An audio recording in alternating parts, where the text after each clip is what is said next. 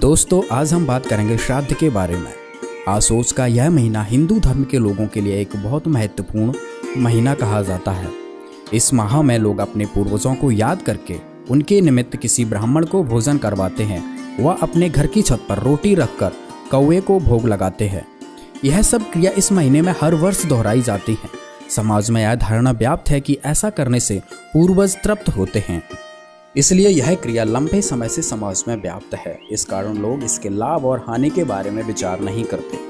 अपने सदग्रंथ समाज में व्याप्त इस क्रिया का कोई आध्यात्मिक महत्व नहीं बतलाते हैं और यही बात संतों ने अपनी अमर वाणी से समाज में स्थापित करने का प्रयास किया है। इस क्रिया की व्यर्थता को उजागर करते हुए कबीर जी कहते हैं, जीवित बाप के लट्ठम लट्ठा, मरते गंग पहुँचैया, जब आवे आसोस का महीना, कौआ बाप बनैया। मार्कंडेय पुराण में भी इस संबंध में रुचि ऋषि का एक प्रसंग आता है। आइए देखते हैं क्या है वो प्रसंग। एक मार्कंडेय पुराण है। एक रुचि नाम के ब्राह्मण थे, ऋषि, और उसने वेदों को समझा पढ़ा कि मनुष्य जीवन, ये ज्ञानी आत्मा थे कि मनुष्य जीवन केवल मोक्ष प्राप्ति के लिए प्राप्त होता है।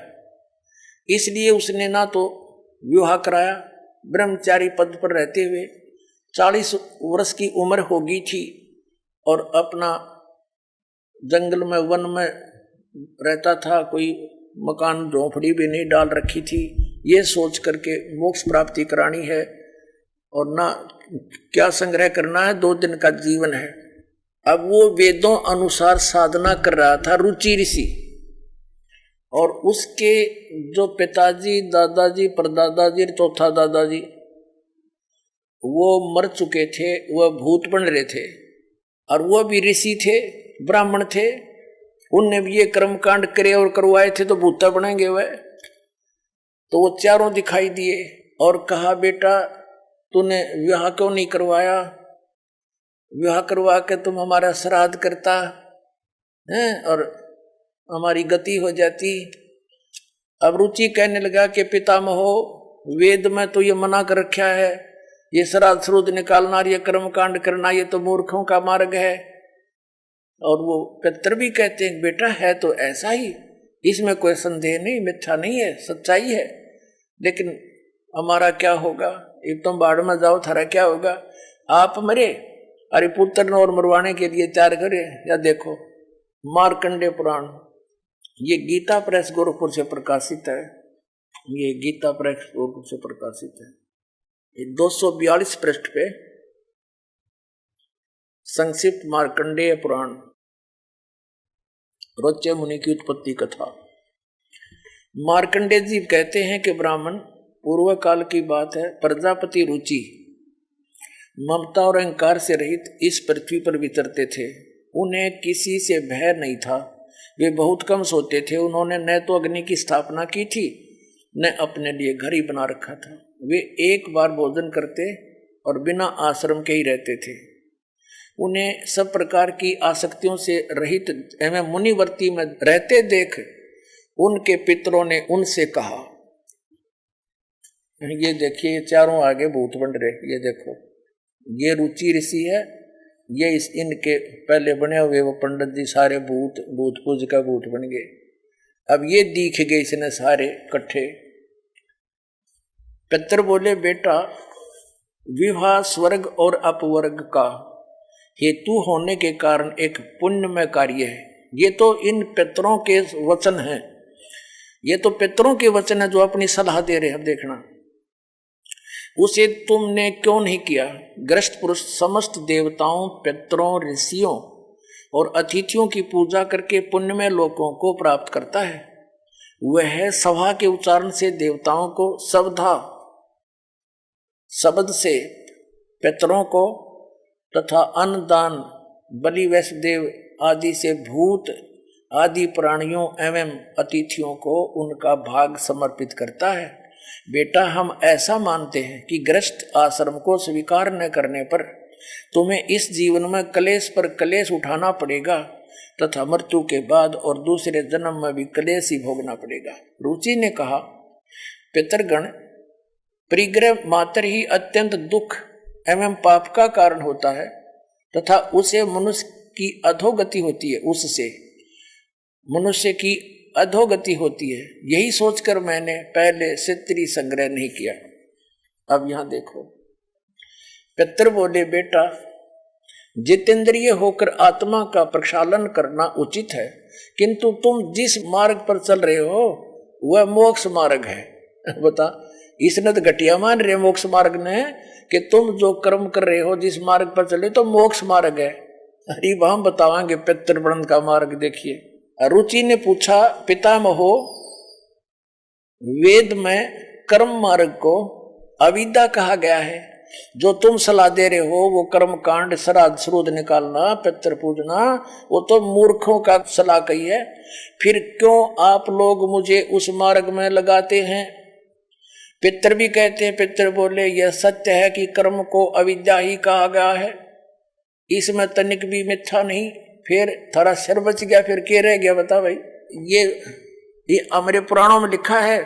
अब इस बात को पितर भी मानते हैं कि आप जो साधना करें तो मोक्ष मार्ग है, और आप फिर उसको सलाह दे रहे हैं भूत पूज, श्राद्ध निकाल, ब्याह करवा, और यो नरक मार्ग है। और आप भी मानते हैं कि आप जो मार्ग अपना रहे हो तो मोक्ष मार्ग है। और रुचि कहता है वेद के अंदर तो इसको अविद्या मूर्खों की साधना बताइए, तो पितर भूत पूजना, श्राद्ध निकालना, और पितर स्वीकार भी कर रहे हैं, कहा ऐसा ही है, इसमें कोई मिथ्या नहीं।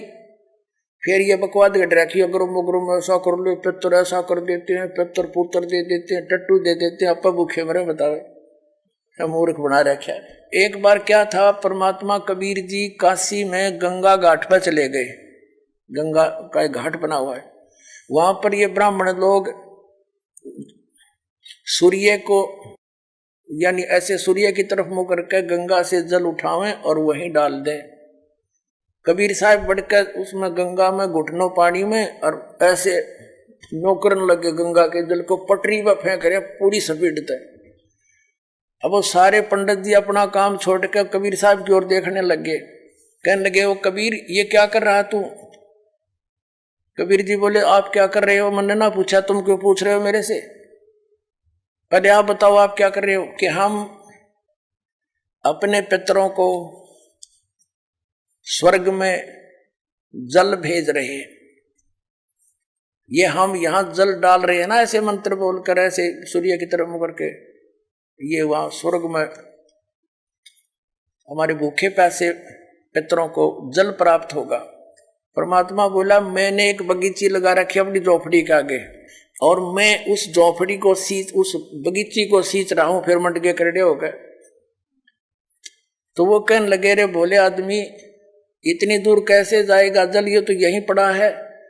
वो तेरी झोपड़ी के आगे बगीची जो छोटी सी लगा रखी, वो कैसे सिंचाई होगी इससे? कि एक लाखों किलोमीटर दूर, मील दूर तुम्हारे पितरों को स्वर्ग में ये पानी मिल सकता है, तो ये 2 किलोमीटर पर क्या दिक्कत आएगी इसको? तो उनकी चौंध टूट गई। पंडित जिया ने फिर अपना गलती स्वीकार की, मालिक की शरण ग्रहण करी।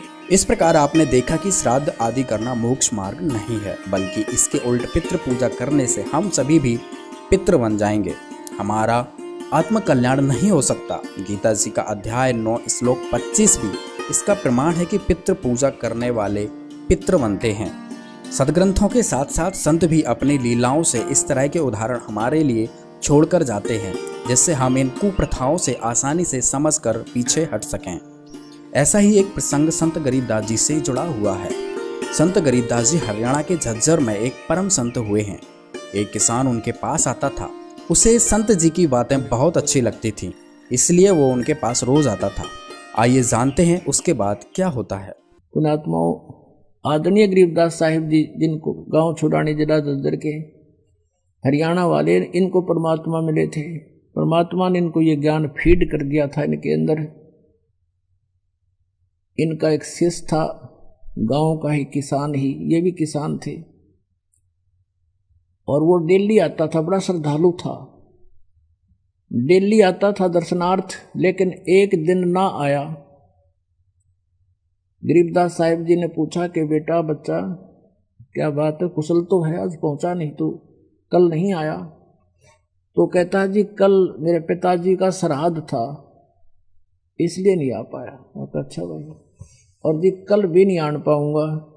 क्या कारण? कि कल मेरी माँ का श्राद्ध है। बोला अच्छा ठीक है। अब रोज ज्ञान दिया करते, सारी समझाया करते, काम हुआ कि वह, क्योंकि लोक लाज और भूल भुलैया। अब परमात्मा ने गरीबदास साहिब जी ने क्या कहा, बेटा एक काम करना, कल जब तेरी माता जी का श्राद्ध तेरे पिताजी को यानी वो पंडित जी लगा लेना भोग भाग, तेरी माता जी ने छका ले, जब पूरी तृप्त कर ले, जब तू थोड़ा सा भोजन बाद में मेरे पास ले आइए, 2 आदमियों का। अब अच्छा जी ठीक है। अब उन्होंने सोचा गुरु जी कोई खाते होंगे, तो जब वो पंडित जी ने सारा काम कर लिया, पे उसके भोग भाग लगा दिया, कुछ वो कौवे जमा लिए, तब वो दो व्यक्तियों का भोजन लेकर के गरीबदास साहिब के पास आ गया। गरीबदास जी बोले वह तेरे माता पिता को छका दिया? उसने कहा जी, कह था भोग लग गया। बोला अच्छा आ जाता। उसको ले गया खेत में, उन्हीं के खेतों में गरीबदास जी ले गए, कहा जा मेरे साथ साथ। उस आदमी व्यक्ति ने सोचा कि खेतों में कोई व्यक्ति होगा, उसके लिए भोजन ले जा रहे हैं गुरु जी। और उनके खेत में एक छोटा सा जलाशय था, जोड़ी थी, छोटा सा खेतों में होता, पशुओं को पानी पिलाने के लिए खोद लेते हैं, और उसके आसपास वो जड़े झाड़ बहुत घने उग जाते हैं ऑटोमेटिकली। उस झाड़ी से, उस जोहड़ से 1 किला दूरी पर, 200 फुट दूरी पर बैठ गए गरीबदास जी, और वहां से आवाज लगाई उसके माता पिता का नाम लेकर, जैसे रबरखा आजा भाई, उसकी पत्नी का भी नाम लेकर, आ जाओ तुम दोनों, तेरा पुत्र रोटी लाया है, तुम्हारे लिए भोजन लाया है। एक गीदड़ एक गीदड़ी भागी आई और कहा ले बेटा, याद तेरी माँ सरी उतरा बाबू, और दरिन का रोटी। और वो दोनों ने, वो तो लीला थी मालिक की, और दोनों लागे खाने। ने बोला तेरी माँ छिक्की, तेरा बाबू, दोनों भूखे बैठे थे, तेरी माँ छिक्की नहीं, तेरा पिता छिका नहीं, और वो तुमने मूर्ख बना रहा। ये है तेरे माता पिता। तब वो उस व्यक्ति की आवाज समझ में आ गई, गुरुदेव कति भूल लग रही है अपने तो यार, वो तो हमें मूर्ख बना रहा है। परमात्मा ने फिर उसको बहुत अच्छी तरह समझाया गरीबदास साहिब जी ने कि बेटा बात सुन, जब तेरे माता पिता जीवित थे उस समय दिन में 2-2 बार भोजन खाते थे, और 3-3 बार भी खाते थे, चाय पानी भी पिया करते थे। हाँ जी, अब वो अगर भोजन खाते हैं तो डेली खवाना चाहिए, श्राद्ध डेली करो उसका। 1 वर्ष में 1 दिन 1 बार भोजन करा देने से क्या वो तृप्त हो सकते हैं? फिर 364 दिन क्या खाएंगे वो? अब जवाब तो था नहीं, देखा लग रहे थे। गुरु जी बिल्कुल सही हो, आज के बाद कति नहीं करेंगे हम। उस दिन उसने बंद कर दी और संघर्ष किया समाज से। तो कहने का भाव ये है कि पुण्यात्मा ये कति मूर्ख बना रखा है अपने, कोई नियम हकीम गुरुओं ने, नकलियां न अपने पेट भरने का धुन। दोस्तों, इस प्रकार हमने अपने सदग्रंथों से व संतों के जीवन प्रसंगों से श्राद्ध क्रिया की वास्तविकता को जाना। जरूरत है कि हम अपनी शिक्षा का उपयोग अपनी आध्यात्मिक क्रियाओं को तौलने में करें, क्योंकि जब तक हम ऐसा नहीं करेंगे तब तक हम इस तरह की निरर्थक क्रियाएं करते रहेंगे। अपने पूर्वज बहुत ही नेक विचार के थे, वह विश्वासी व्यक्ति थे, लेकिन वो अनपढ़ भी थे। इस कारण नकली धर्म गुरुओं ने उन्हें अपने स्वार्थ के लिए प्रयोग किया, वह उन्हें शास्त्र विरुद्ध साधना की तरफ धकेल दिया। आज हम शिक्षित हैं, वह अपने सदग्रंथों को समझ सकते हैं, वह उसके अनुसार क्रिया कर अपने पूर्वजों के कल्याण के लिए मार्ग भी खोल सकते हैं। कबीर जी कहते हैं, भक्ति बीज होवे जो हंसा, तारू दास के इकोत्तर वंशा। मतलब कि जो सद्भक्ति करने वाला साधक होगा उसकी 101 पीढ़ी परमात्मा पार करेंगे। अब निर्णय आपने करना है कि यदि आप अपने पूर्वजों के वास्तविक हितैषी हैं तो सद्भक्ति से उनके मोक्ष का रास्ता खोल देंगे, या फिर समाज की नज़र में अच्छे बनकर अपने पूर्वजों को उसी योनि में भटकने के लिए छोड़ देंगे। निर्णय आपका।